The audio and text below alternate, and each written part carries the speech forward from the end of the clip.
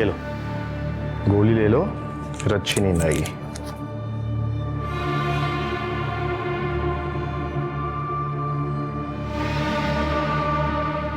Good night.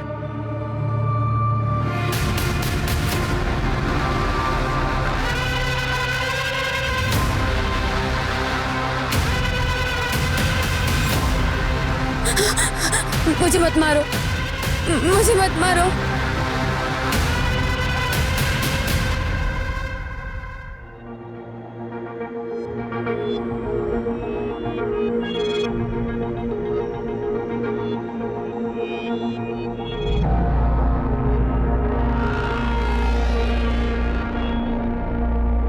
Ramesh, resort खूप चांगला है। मतलब तूने जो फोटोज दिखाए थे उससे तो कहीं ज्यादा अच्छा है। हाँ, और काफी बड़ा भी है।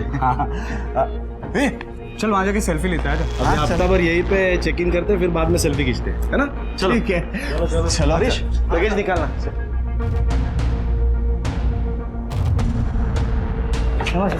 रमेश पाटिल। मस्त आहे एकदम।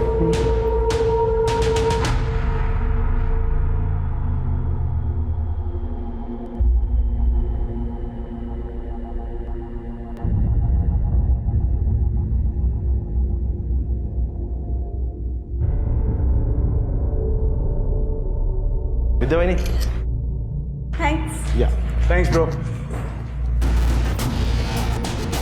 अरे रीना, क्या ढूंढ रही हो? कुछ नहीं, तुम जाओ, मैं आती हूँ। रूम नंबर 120, जल्दी आना, लगेज भेज देना।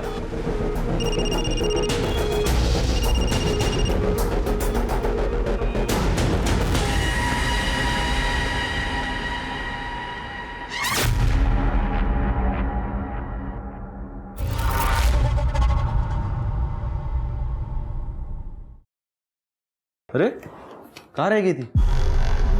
वो लॉन में ना सुंदर फूल दिखे थे कार से उतरते वक्त, वही देखने रुक गई। अच्छा, तुम्हें फूल इतने पसंद है? फोटो निकाले कि नहीं? फोटो, वो फूल इतने सुंदर और मोहक थे ना कि मैं फोटो निकालना भूल गई। मैं अभी आया। हेलो।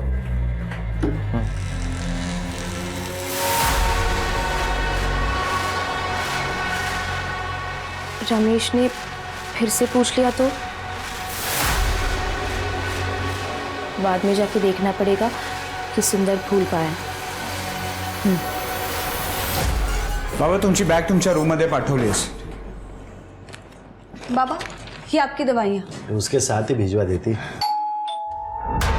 मैं देखती हूँ बाबा।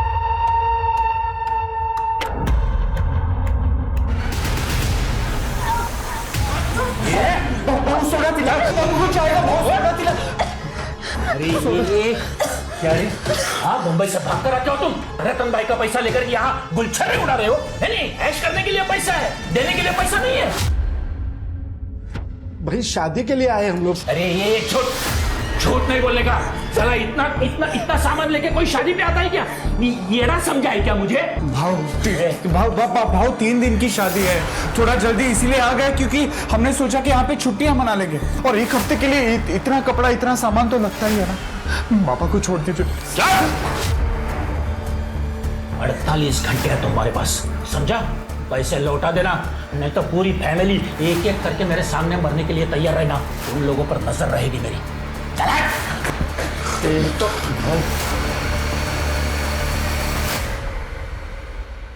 रीना, रीना, ऐसे तो तुम रात भर जागती रहोगी। नींद की दवा ले लो और सो जाओ।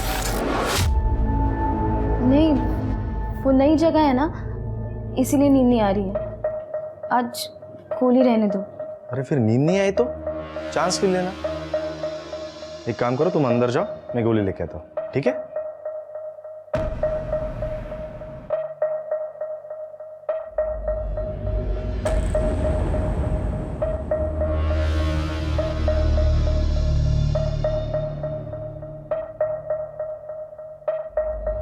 ये लो, गोली ले लो, फिर अच्छी नींद आएगी।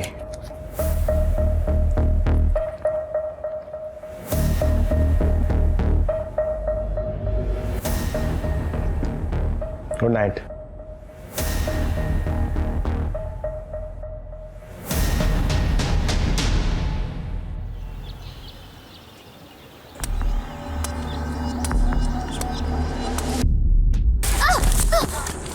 अरे मरती क्यों नहीं है तू? चली जा यहाँ से। पापा किधर जाएगी मैं? तू ही बता। तू पापा है मेरा बेटी। वही तो गलती की मैंने। किसी दिन दिमाग घूम गया ना तो सच में मार दूंगा तुझे।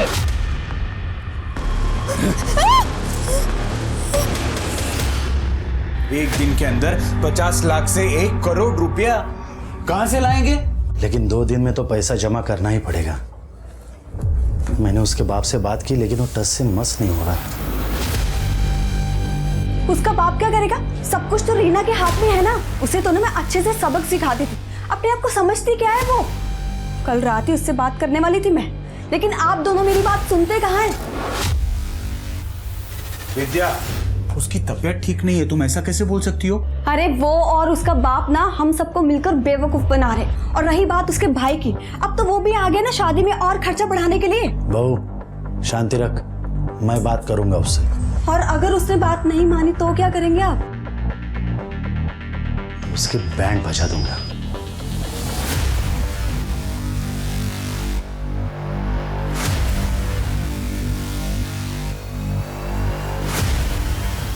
क्या हुआ?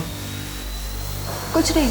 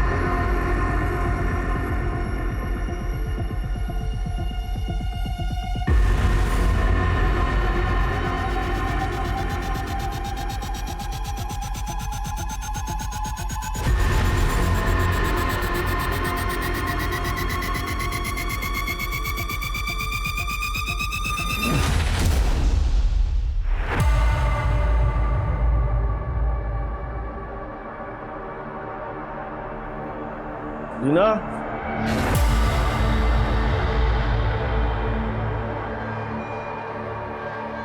रीना, रीना, रीना,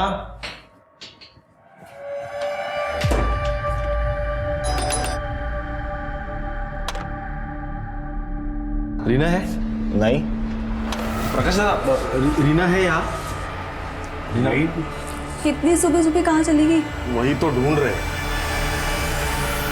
नहीं बेटा, यहाँ तो नहीं आई। फोन भी नहीं उठा रही है। ये एक्सक्यूज मी, ये मेरी बीवी रीना, इसको देखा कहीं? नहीं। भाई साहब, आपने इसको देखा? दादा, रमेश, दादा मिली कहीं? कैंटीन में भी देखा, रीना कहीं नहीं है। एक काम करो, आप उधर पीछे देखो, मैं बाहर जाके देखता हूँ। हरीश, रीना मैम को देखा कहीं? नहीं साहब। किधर चली गई है? किसे फोन कर रहे हो? पुलिस को, और किसे?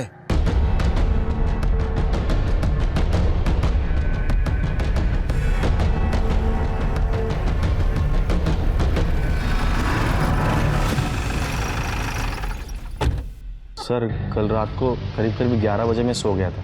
फिर सुबह जब 7 बजे नींद खुली तब देखा कि रीना गायब थी। सर, रीना के फ़ोन पे रिंग तो जा रही है लेकिन फ़ोन उठा नहीं रही वो। मोबाइल ऑन है तो ट्रेस करो।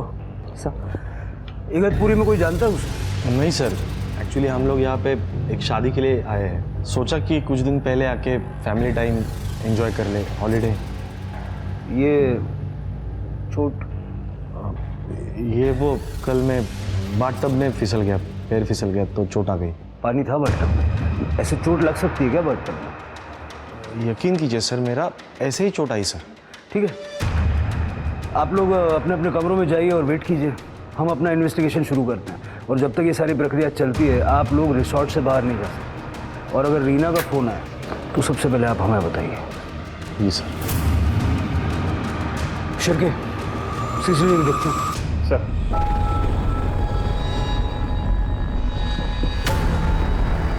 मतलब इतना साफ है कि रीना सुबह 5:45 बजे बाहर निकली। ठीक 10 मिनट बाद ससुर जी क्या करने के लिए बाहर गए? थोड़ा सा और फॉरवर्ड कीजिए उसको। 20 मिनट बाद ससुर जी वापस आ गए लेकिन रीना नहीं है। सर एक मिनट, करडे का फ़ोन है। हाँ करडे, क्या? ठीक है सर, यहाँ पास में एक जंगल है, वहाँ पे किसी लड़की की डेड बॉडी मिली। चलो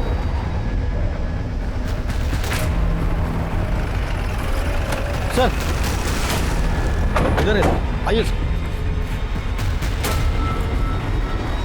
इस लड़की का सिर इस पत्थर से टकराया हुआ है। ये चप्पल भी अलग पड़ी हुई है, शायद पैर फिसल के गिर गई होगी। और सर, लड़की के कपड़े देख के रेप या मोलेस्टेशन जैसे कुछ लग नहीं रहा। ये लड़की के कपड़े भी वही हैं सर जो अभी हमने सीसीटीवी में देखे। मतलब कंफर्म है कि रीना ही है। समझ नहीं आ रहा ये पत्थर पर सर टकराने की वजह से कैसे मर गई। सिर पत्थर पे टकराया होगा और ट्रॉमा की वजह से मौत हो गई होगी। सवाल यह है कि रीना रिसोर्ट से इतनी दूर आई क्यों? सिर्फ टहलने के लिए, वो भी अकेली? आसपास कुछ मिला? कुछ नहीं मिला सर, लेकिन ये मोबाइल मिला। परिवार से एक बार पहचान करवाना। ठीक है सर, मैं रमेश को कॉल करता हूँ।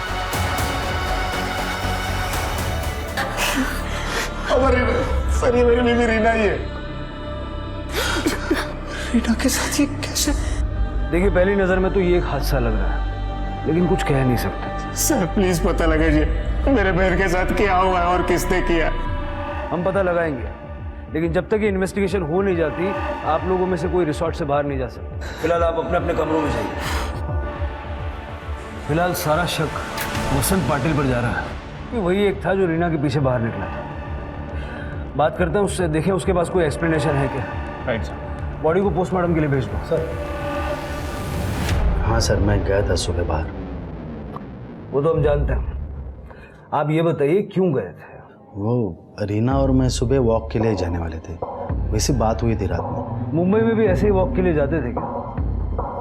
नहीं सर। फिर आज वॉक पे जाने की कोई खास वजह है? सर रीना को मुझसे कुछ ज़रूरी बात करनी थी। कैसी बात? यही सवाल मैंने रात में उससे पूछा तो वो बोली कि मैं सुबह बताऊंगा। फिर सुबह में क्या हुआ? 5:45-6 बजे के बीच में मैं सुबह लॉन पर गया तो वो नहीं थी वहाँ पे, तो मैंने उसे ढूंढा इधर उधर। फिर मैं अपने रूम में वापस आ गया और जब रमेश रूम में आया तब पता चला कि रीना तो गायब। और उसके बाद पता नहीं क्या बात करना चाहती थी वो, लेकिन एक बात जरूर है सर, रमेश बहुत किस्मत वाला है कि उससे रीना जैसी बीवी मिली। हाँ, बहुत अच्छी थी वो, सबके साथ रिस्पेक्ट से बात करती थी और घर के काम काज में भी मदद कर देती थी वो। हमारे घर आकर 1 हफ्ता ही हुआ था उसे, घर का पूरा रूटीन उसे याद हो गया था। बाबा तुमची बीपीची गोळी।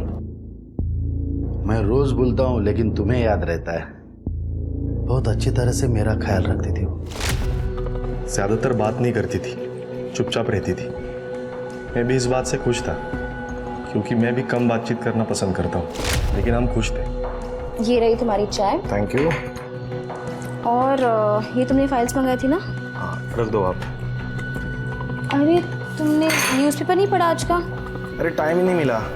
ठीक है मैं पढ़ देती हूँ। मतलब शादीशुदा जिंदगी में रीना के साथ कोई झगड़ा, कोई प्रॉब्लम नहीं थी? नहीं नहीं, जीजू को क्या प्रॉब्लम हो सकती है रीमा से? अरे मेरी बहन तो एकदम परफेक्ट थी उनके लिए। आपको इस बारे में कुछ नहीं कहना? मुझे लगता है रीना शादी के बाद बहुत चुप रहने लगी थी। मतलब उसकी शादी नहीं हुई थी ना, वो हम लोगों के साथ थी, वो बहुत अलग थी। तुम्हारी भी यही राय है? नहीं नहीं, ऐसा कुछ नहीं था। तुम कुछ भी क्या बोल रही हो? तुम गाड़ी में ही सोते हो? हाँ साहब। सुबह कुछ देखा था? नहीं साहब, मैं तो सो रहा था, लेकिन अचानक घर वालों को शोर सुनाई दिया। फिर मैंने करीबन कुछ 8 बजे सब उठा था मैं, तभी पता चला कि रीना मैडम गायब हो गई है। 8 बजे तो काफ़ी गर्मी हो जाती है, धूप भी आ जाती होगी। कैसे सो लेते हो इतनी गर्मी में? साहब किसी को बताना नहीं, मैं वो गाड़ी में एसी ऑन करके सो जाता हूँ साहब। सर इस रीना के बारे में अब तक तो सबने अच्छा ही अच्छा कहा है, लेकिन ज़रूरी नहीं है कि ये सभी लोग सच बोल रहे हो। सर हो सकता है कि ये लोग झूठ भी बोल रहे हैं। एक सुनीता ये जिसे लगता है कि शादी के बाद रीना बदल गई है, लेकिन उसे भी गलत साबित करने में सजीत ने कसर नहीं की, तुरंत उसे टोक दिया। लेकिन समझ नहीं आ रहा कि अजीत ने ऐसा क्यों किया। फिर मुझे लगता है कि रीना की डेथ एक्सीडेंटल नहीं है। मतलब अगर वो फिसल के गिरती और उसका सर पत्थर से टकराता तो खून पत्थर पे फैला हुआ होगा। रीना की डेथ को एक्सीडेंटल मान लेना जल्दबाजी होगी, ऐसा मुझे लगता है। पोस्टमार्टम रिपोर्ट का इंतजार करते हैं। हाँ सर, वैसे रिपोर्ट कल तक आ जाएगी। सर ये रीना की पीएम रिपोर्ट। सर रीना के सर पर किसी भारी चीज़ से वार किया गया, लेकिन वो नुकीली नहीं है। उसकी मौत स्कल फ्रैक्चर की वजह से हुई है, और जैसा कि आपको शक था, उसका ब्लड का फ्लो ऊपर से नीचे की तरफ है। मतलब सर कंफर्म है कि जब वो खड़ी थी तब उसके ऊपर वार किया गया, और उसकी मौत नीचे गिरने की वजह से तो नहीं हुई है। रीना के सर पे थिक रॉड या हैमर जैसी किसी चीज़ से हमला किया गया। उसके ब्लड स्ट्रीम में स्लीपिंग पिल्स भी मिले हैं। ये बात इस तरफ इशारा करती है शिरके कि उसका मर्डर किया गया है। काम करो, रीना का अकाउंट फ्रीज करो तो पता करो ये स्लीपिंग पिल्स का चक्कर क्या है। ठीक है सर।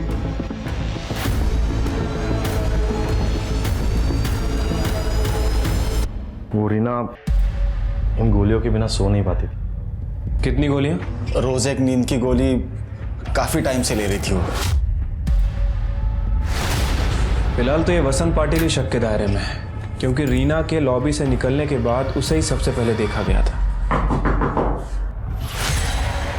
सर मुझे आपको कुछ बताना है। आइए। कल रात रीना मेरे सपने में आई थी। उसने कहा कि वो स्लीप होकर नहीं गिरी, उसके सर पर किसी ने नुकीली चीज़ से वार किया। सर मुझे लगता है उसका मर्डर हुआ है। अब इसे सच या झूठ जो भी समझना है समझ लीजिए, लेकिन मेरे सारे सपने सच निकलते हैं सर।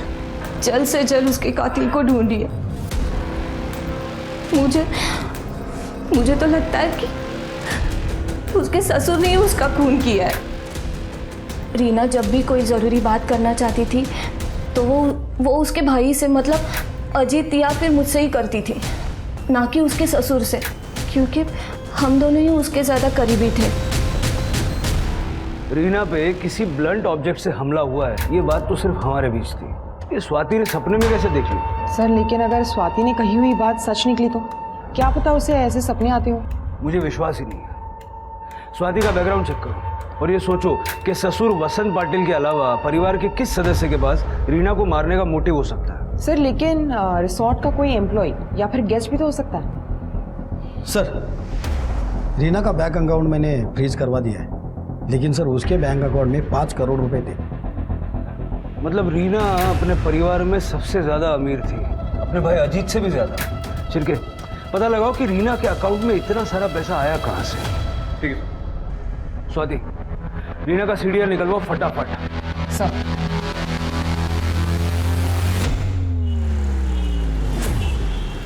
सर मर्डर होने के बाद से होटल से 2 लोग गायब हैं। एक तो हाउसकीपिंग स्टाफ मनोहर सूले और दूसरा संजय देसाई जो कि गेस्ट था।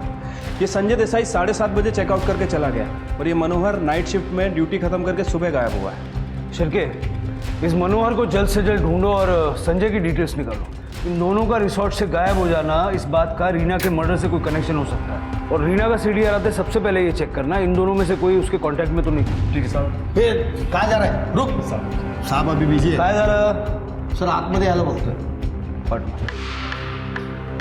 साहब मैं रामचंद्र भोई, वो जंगल में वो बड़ा होटल है ना, उसके पास ही जंगल में रहता हूँ। वो रिसोर्ट के उधर? हाँ साहब मेरी 24 साल की बेटी योगी तक कल से गायब है साहब। उसका पति नारायण गरत ने उसे कुछ महीने पहले घर से निकाल दिया था।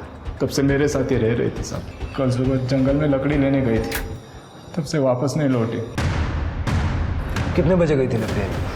रोज की तरह सुबह 5:30-6 बजे साहब। फोटो वगैरह है कुछ उसकी? होगी साहब। कर दे। चल चल.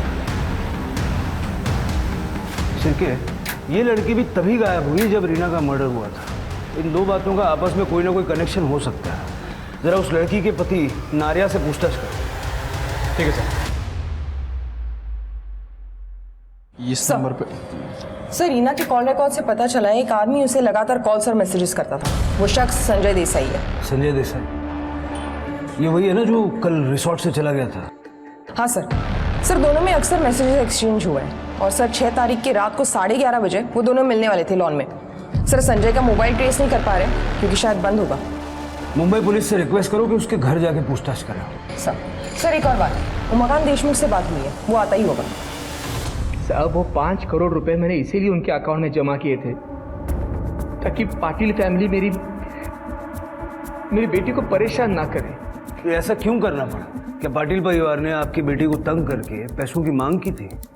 नहीं, वैसा तो उन्होंने कभी नहीं किया था, लेकिन मेरी बेटी नॉर्मल लड़कियों की तरह नहीं थी। मतलब वो थोड़ी एबनॉर्मल थी, थोड़ी दिमाग से कमज़ोर थी। उसकी माँ की अचानक मौत के बाद उसको सदमा लग गया था। वो सदमे से कभी बाहर ही नहीं निकली। फिर ऐसी लड़की से कौन शादी करता बताइए? और इसीलिए रमेश को मैंने 5 करोड़ रुपए दिए थे उसे शादी करने के लिए हर्जाना के रूप में। ये संजय देसाई कौन है? ये संजय देसाई है इस सब फसाद की जड़। मेरी बेटी से झूठा प्यार करता था, वो पैसों का लालची था। और इसलिए जब मेरे से बहस करने के लिए मेरे घर पर आया था ना, मैंने उसको शादी करने के लिए मंजूरी नहीं दी थी। अरे तुम्हारी हिम्मत कैसे हुई मना करने की वजह पूछने की? रीना मेरी बेटी है, मैं जिससे चाहे उसे से शादी करा दूंगा, और जिससे भी करा दूंगा ना वो तेरे जैसा लोभी नहीं होगा, समझे? ससुर जी, बेहतर होगा रीना का हाथ आप खुद मेरे हाथ में दे दो, क्योंकि रीना को ना किसी और के साथ होकर मैं रहने नहीं दूंगा। लेकिन आप संजय देसाई के बारे में क्यों पूछ रहे हो? आपको कैसे पता उसके बारे में? देखिए, संजय न सिर्फ शादी के बाद रीना के टच में था, बल्कि जिस दिन रीना की मौत हुई उस सुबह तक वो उसी रिसोर्ट में था। तो डेफिनेटली उसी ने मेरी बेटी को मारा है।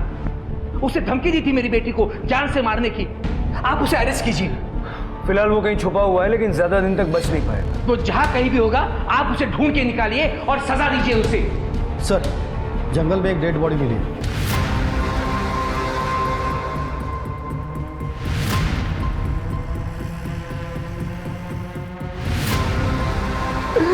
देखो कितने में रमेश से मारा है साहब। कर दे, जरा संभाल। साहब ये इसका पति लाने का काम है साहब, लाने का काम है साहब। रीना को भी इसी तरह सर पे वार करके मारा गया था। सर बॉडी पे मोलेस्टेशन या रेप के कोई साइंस नहीं है? कहीं ऐसा तो नहीं कि योगिता को भी एक दिन पहले ही मार दिया था और रीना ने ये होते हुए देख लिया था? लेकिन सर रीना की बॉडी तो हमें 1 किलोमीटर दूर मिली थी। हो सकता है कि रीना को पहले मारा गया हो और वो होते हुए योगिता ने देख लिया और कातिल योगिता का पीछा करते हुए यहाँ तक आया और योगिता को यहाँ मारा। नारिया का कुछ पता चला? अभी तक तो नहीं सर, लेकिन जल्दी ढूंढ लेंगे। पोस्टमार्टम के लिए भेज दो। सर होटल स्टाफ मनोहर सूर्वे ने पुणे का जो एड्रेस दिया था वो गलत है सर। उसके बैंक डिटेल और पैन कार्ड से पता चला कि वो पेरोल पे भागा हुआ है। काफी सनकी इंसान है सर। इसके पहले भी 2 औरतों के सर फोड़ चुका है। रीना और योगिता पे भी इसी तरह से हमला हुआ था। कहीं इस मनोहर ने तो नहीं मारा? शिरके, अपने खबरियों को बोलो और इस आदमी को जल्दी से जल्दी पकड़ो। ठीक है सर। हेलो, क्या? किसने किया?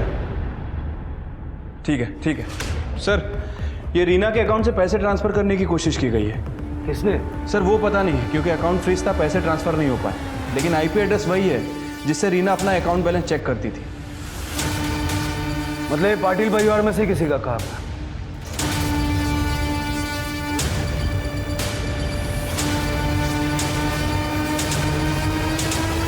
सर ये रमेश का लैपटॉप है। ये लैपटॉप आपके रूम में क्या कर रहा है? रात में मुझे नींद नहीं आ रही थी तो रमेश को बोल के मैं एक पुरानी फिल्म देख रहा था। इस लैपटॉप से कल रीना के अकाउंट से फंड्स ट्रांसफर करने की कोशिश की गई। कौन था आप में से? सर मैं मेरा मोबाइल ठीक से चला नहीं पाता, ये लैपटॉप क्या चलाऊंगा मुझे नहीं पता सर। अगर आप नहीं तो फिर सुनीता, अजीत, विद्या, प्रकाश या रमेश। पासवर्ड किसके पास था? रमेश, शायद तुम्हें पासवर्ड पता होगा ना, लैपटॉप भी तुम्हारा है। हाँ सर, लैपटॉप मेरा है, लेकिन मुझे नहीं पता पासवर्ड। वो लैपटॉप से यूज़ करती थी उसका अकाउंट, लेकिन मुझे पासवर्ड नहीं पता। रमेश पे कड़ी नजर रखो। मुझे लगता नहीं है कि उसे अपनी बीवी के अकाउंट का पासवर्ड पता नहीं होगा।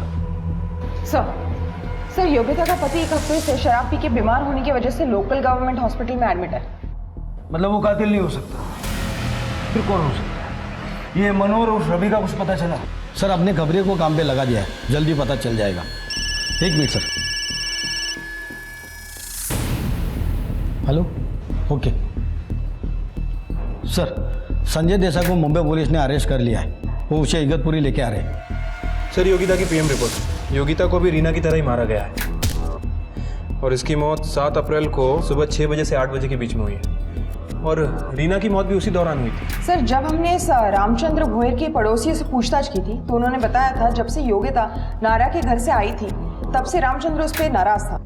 सर योगिता को खुद पे बोझ बता के वो आए दिन उस पर गाली गलौज करके मारपीट करता था। हमारे सामने रो रो के अपने आप को अच्छा बाप बताने की कोशिश कर रहा था। कहीं उसी ने तो नहीं मारा? मुझे मत मारो। हो सकता है रीना ने उसे देख लिया हो और उसने रीना को भी मौत के घाट उतार दिया।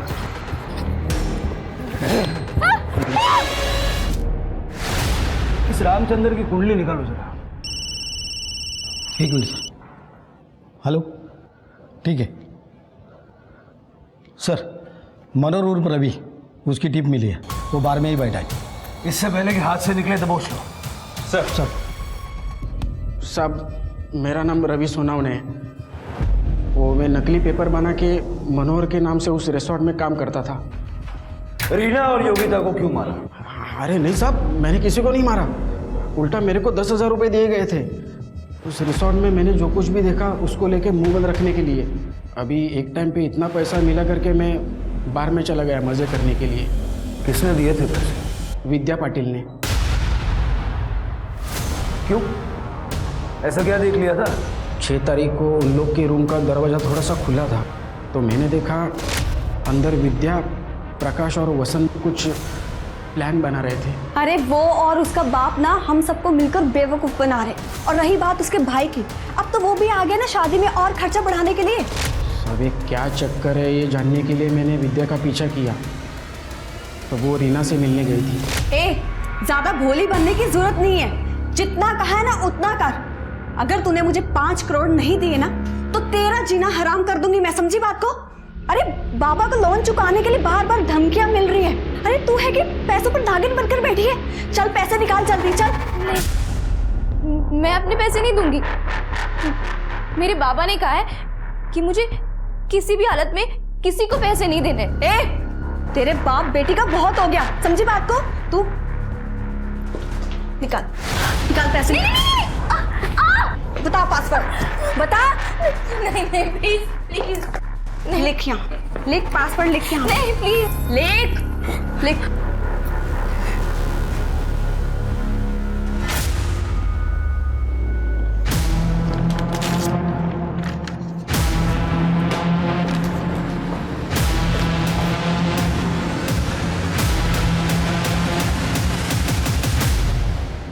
हाँ सर, मैंने रीना से ज़बरदस्ती पासवर्ड लिया था, लेकिन अपनी फैमिली की जान बचाने के लिए। आप ही बताइए सर, पैसे क्या जान से बढ़कर थे?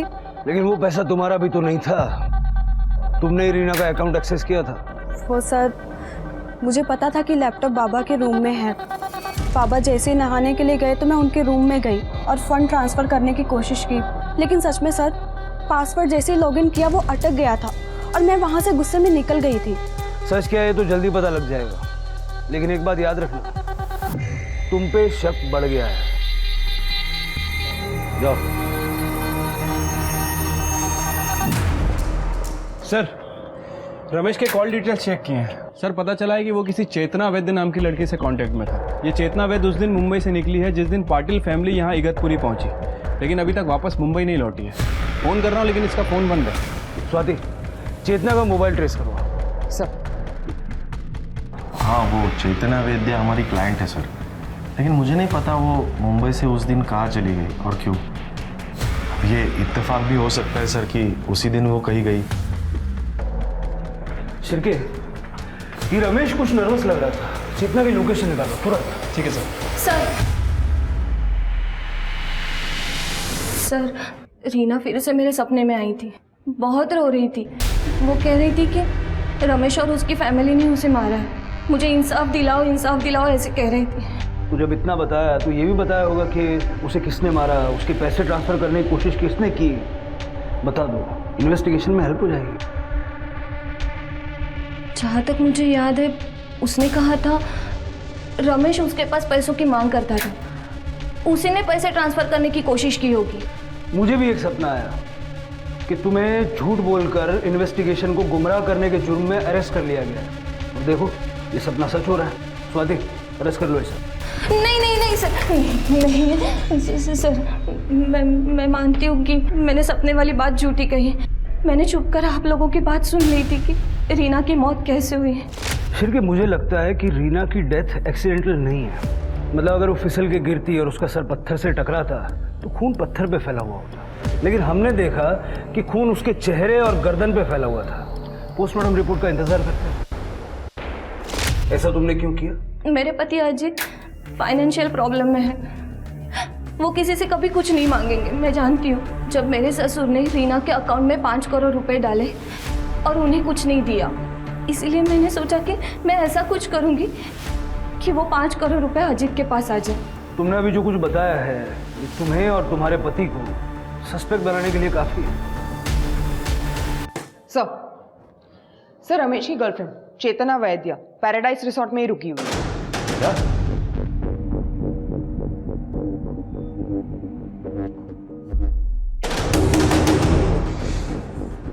देखो, हमारे पास मास्टर की है, हम अंदर आ सकते हैं। बेहतर यह है कि तुम दरवाजा खोल दो।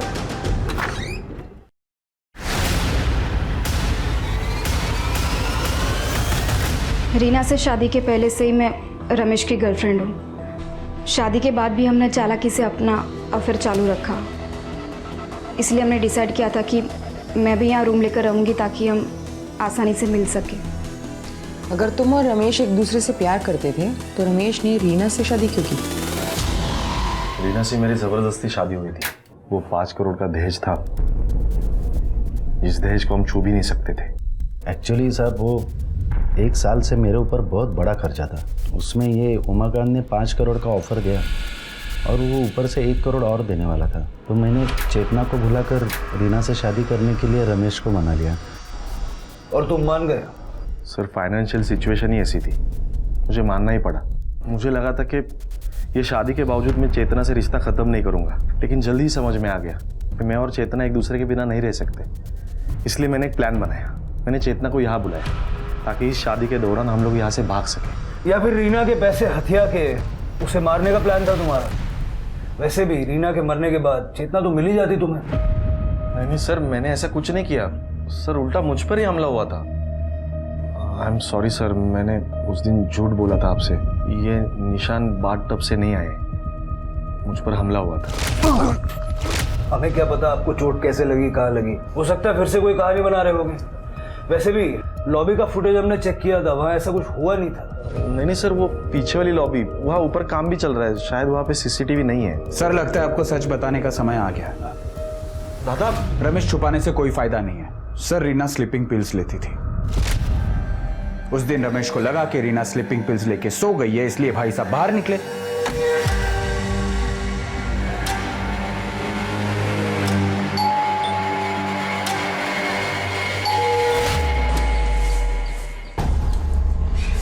बहुत देर कर दी आते आते। सब्र का फल मीठा होता है मेरी जान।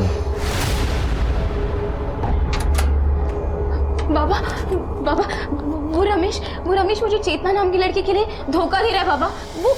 वो इसी होटल में रुकी है बाबा। पापा मैं अभी देख कर आ रही हूँ। उसने मुझे कहा था कि वो चेतना को भूल जाएगा। मैंने तुम्हें कोई धोखा नहीं दिया बेटा। पर अब इस बात का क्या फायदा बाबा? मेरी जिंदगी तो बर्बाद ही हो गई ना। मुझे थोड़ा वक्त दो, मैं सब ठीक कर दूंगा। लेकिन अब तुम तुम्हारे कमरे में जाओ, सुबह 5:45 बजे लॉन पर आ जाओ, वॉक करते करते बात करेंगे। सर पे जैसे तय हुआ था वैसे ही मैंने किया। मैं सुबह वो लॉन पे पहुंचा तो वहाँ पे वो नहीं थी। मैंने इधर उधर ढूंढा लेकिन वो नहीं मिली। मैं वापस अपने रूम में आ गया क्योंकि उसने कंफर्म नहीं किया था कि वो आएगी। और फिर थोड़ी देर के बाद में रमेश जब रूम में आया तब मुझे पता चला कि रीना गायब है। बहुत अच्छी कहानी बनाई है, लेकिन ये नहीं बताया कि पहले रीना को मारा, बाद में रमेश के साथ मिलके उसके गायब होने का ड्रामा किया। क्यों? नहीं सर, हम सच कह रहे हैं सर। सर एक्चुअली आज ही मैंने मुंबई में फ़ोन करके पैसों का बंदोबस्त किया था और लोन में से बहुत सारा लोन तो आज वापस भी कर दिया। सच का पता तो जल्दी लग ही जाएगा। शिरके 24 घंटे के लिए कांस्टेबल तैनात करो यहाँ इन पर नजर रखने के लिए। ठीक है सर। सर एक मिनट। हेलो, ठीक है, हमारा है सर। मुंबई पुलिस संजय देसाई को ले आई है। वो रीना की शादी किसी और से करवा रहे थे सर। मैं क्या करता, इसलिए मैंने उनको धोखा है। मैं रीना से बहुत प्यार करता था सर। लेकिन उमाकांत का कहना है कि तुम उनकी बेटी से नहीं उनके पैसों से प्यार करते हैं। ऐसा कुछ नहीं है सर। हाँ, उस वक्त फाइनेंशियल क्राइसिस थी, इसलिए शायद उमाकांत देशमुख को ये लगा होगा कि मैं पैसों के पीछे हूँ। लेकिन रीना के सारे खामियों के बावजूद मैं उसे अपनाने के लिए तैयार था सर। मुझे दिल्ली जाना था कुछ काम से, और जैसे मैं दिल्ली गया उन्होंने रीना की शादी रमेश के साथ करवा दिया सर। उन्होंने रीना को एक कॉल तक नहीं करने दिया मुझे, फ़ोन तक छीन लिया उससे। उन्हें लगा कि एक बार शादी हो जाए तो मैं पीछे हट जाऊंगा। एकदम टूट गया था सर। फिर हिम्मत जुटा के एक दिन मैंने उसे फ़ोन किया।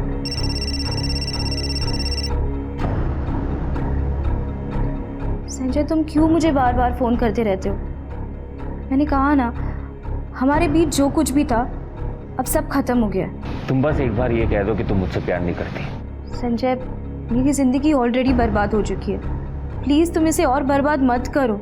कुछ बर्बाद नहीं हुआ है। देखो, हम लोग एक नई शुरुआत कर सकते हैं। मैंने ऐसे किया ना तो बाबा मुझे जान से मार देंगे। अरे किसी और से शादी करवा के उन्होंने तुम्हें पहले ही मार दिया रीना। मैं तुम्हें बहुत खुश रख सकता हूँ, मुझसे शादी कर लो। फिर हमारी बातचीत शुरू हो गई। एक दिन मुझे पता चला कि पाटिल फैमिली इकतपुरी जा रही है किसी फैमिली फ्रेंड के डेस्टिनेशन वेडिंग के लिए। और पीछे पीछे तुम भी इगतपुरी पहुंच गए? पीछे पीछे नहीं सर, मैं पहले पहुंच गया था। और जैसे रीना आई मैंने उसे देख लिया और तुरंत फ़ोन किया उसे। उसने पहले सबको अपने अपने कमरे में भेजा, फिर वो मुझसे मिलने आई। संजय, तुम लोग क्या कर रहे हो? तुम होश में तो हो ना? होश ही तो नहीं है ना। अगर किसी ने तुम्हें यहाँ देख लिया ना तो बहुत बड़ी प्रॉब्लम हो जाएगी। क्यों मुझे इस तरह से परेशान कर रहे हो तुम? ठीक है, आज से मैं तुम्हें परेशान नहीं करूंगा। I promise you this. बस ये कह दो कि तुम चाहती क्या हो। मैं तुम्हें अभी कुछ नहीं बता सकती। तो कब बता सकती हो? मैं तुम्हें मैसेज करती हूँ, ओके? आज या कल रात को। हमने ये तय किया था कि रात को 11:30 बजे मिलेंगे। मैं लॉन में इंतज़ार कर रहा था रीना का। उसने मुझे ये कहा था कि एक बार रमेश सो जाए फिर वो आएगी मुझसे मिलने। सर, मैं लॉन में इंतज़ार कर ही रहा था कि मैंने रमेश को देखा। वो शायद बाहर आया था सिगरेट पीने। उसे देख के मेरा दिमाग ख़राब हो गया सर। फिर मैं पार्किंग से एक हेलमेट निकाला, अपने फेस को कवर किया और उस पर जाके वार कर दिया। उसने मुझसे मेरा प्यार छीना है। उसे मार के मैं वहाँ से भाग गया और कहीं जाके छिप गया। कुछ वक्त बाद रीना ने मुझे फ़ोन किया, वो मुझसे मिलने आ रही थी। रीना, जिंदगी भर की बात है, तुम अपने आप को ऐसे सजा क्यों दे रही हो? भाग चलते रीना। नहीं संजय, ये सब इतना आसान नहीं है। मुझे सोचने को थोड़ा वक्त चाहिए। कितना वक्त चाहिए तुम्हें? यहाँ से मुंबई जाने तक का, ठीक है? पर प्लीज़ तुम मुझे परेशान करना बंद कर दो। ठीक है, जैसे तुम चाहो। मैं कल सुबह मुंबई के लिए निकल जाऊँगा। मुझे पता नहीं था कि उसी सुबह उसका मर्डर हो गया था सर। ये बात मैंने पेपर में पढ़ा। मैं एकदम टूट गया। अच्छी कहानी है, लेकिन ये भी तो हो सकता है कि जब रीना ने तुम्हारे साथ भाग जाने से इनकार किया तो तुमने रीना को मार दिया और वहां से भाग गए। मैंने रीना को नहीं मारा है। ठीक है, रीना के मर्डर के शक में इसे कस्टडी में लो। अब मेरे साथ ऐसे नहीं कर सकता सर। अरे मैंने खून नहीं किया सर अभी कांस्टेबल शिंदे का फोन है, जंगल में खून से सना हुआ हथौड़ा मिला है। तुरंत उसे फॉरेंसिक में भेजो और सारे फिंगरप्रिंट्स चेक करो। सर। ऑफिसर सर, इस रामचंद्र के बारे में एक बात पता चली है। एक नंबर का बेवड़ा आदमी है सर। 6 तारीख की पूरी रात पीकर धुत पड़ा था। लोगों ने उसे ले जाकर अपने घर पे छोड़ा और उसे अगले दिन दोपहर में होश आया। जबकि सर इस योगिता की मौत तो 7 तारीख को सुबह ही हो गई थी। तुम्हारा कहने का मतलब है कि वो कातिल नहीं हो सकता? नहीं सर। फिर उसे किसने मारा? सर फॉरेंसिक रिपोर्ट के हिसाब से उस हथौड़े पे 2 लोगों के ब्लड सैंपल मिले हैं, एक तो योगिता का और दूसरा रीना का। मतलब सर हो सकता है कि उनका मर्डर इस हथौड़े से ही किया गया। साथ ही साथ उस हथौड़े के हैंडल पे बहुत सारे लोगों के फिंगरप्रिंट भी मिले हैं। Great. Patil family, Deshmukh family, Manohar, Sanjay और रामचंद्र, सबके फिंगरप्रिंट्स ले लो और मैच करके देखो। Right sir.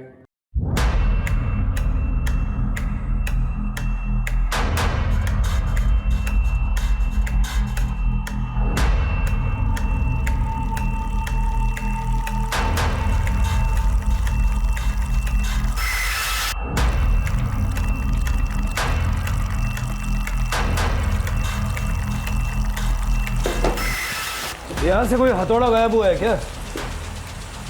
हाँ साहब, लेकिन आपको कैसे पता चला? ये हथौड़ा है। हाँ साहब यही है। अब मिल गया तो मुझे दे दो ना साहब वापस। ये हथौड़ा नहीं मिल सकता, अभी दूसरा खरीद लो, इससे मर्डर हुआ है।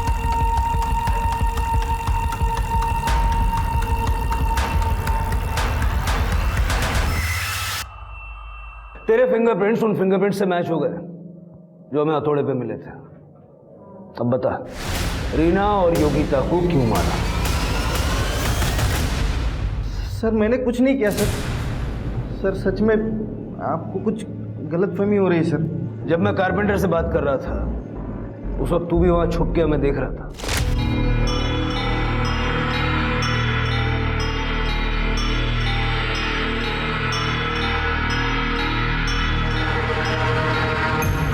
इसी ग्लास से तेरे फिंगरप्रिंट्स उठाए हम सब जानते हैं तू किसके कांटेक्ट में है। तेरे मोबाइल के मैसेजेस भी देखे हमने। अब सारा सच बोल दे, नहीं तो गले में हाथ डाल के बुलवाएंगे। साहब सच बताता हूँ, सब सच बताता हूँ साहब। विद्या मैडम का और मेरा अफेयर चालू था साहब। जिस दिन हम रिसोर्ट में आए उसी दिन रात को विद्या मैडम मुझसे मिलने नीचे कार में आई थी साहब। और सब उसी दिन रात को हम कार में चालू हो गए, लेकिन दूसरे दिन रात को विद्या मैडम को आने नहीं मिला। तो उस दिन सवेरे 5:30 बजे आई थी। मतलब 7 तारीख की सुबह को? हाँ साहब। फिर हम कार में ही चालू हो गए, सब चालू ही किया था। इतने में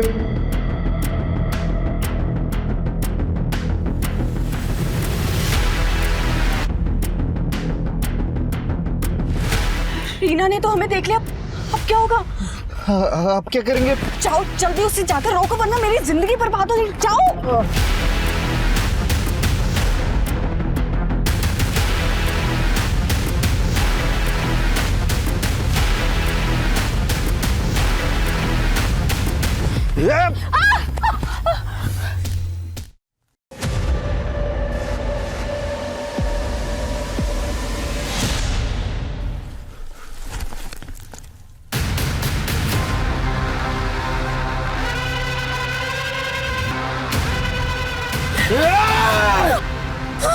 मुझे मत मारो।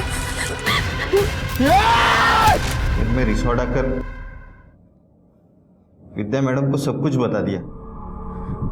और ये बात हमें बाद में पता चली कि रीना बाबा के साथ वॉक करने के लिए अपने रूम से बाहर निकली थी और उसी दौरान उसने हम दोनों को एक साथ में गाड़ी में देख लिया था। और ये बात हम किसी और को कैसे पता चलने देते? सीसीटीवी फुटेज में कहीं नजर नहीं आई तुम्हें? मैं जिस दिन रिसोर्ट आई मैंने उसी दिन पता कर लिया था कि रिसोर्ट के पीछे वाले रास्ते में कोई सीसीटीवी नहीं है। अपनी हवस के चक्कर में तुमने 2 लड़कियों की जिंदगियां छीन रहे हो। दोनों मर्डर के चार्ज में इसको अंदर डालो और विद्या को इस हत्या में साथ देने के चार्ज में लो।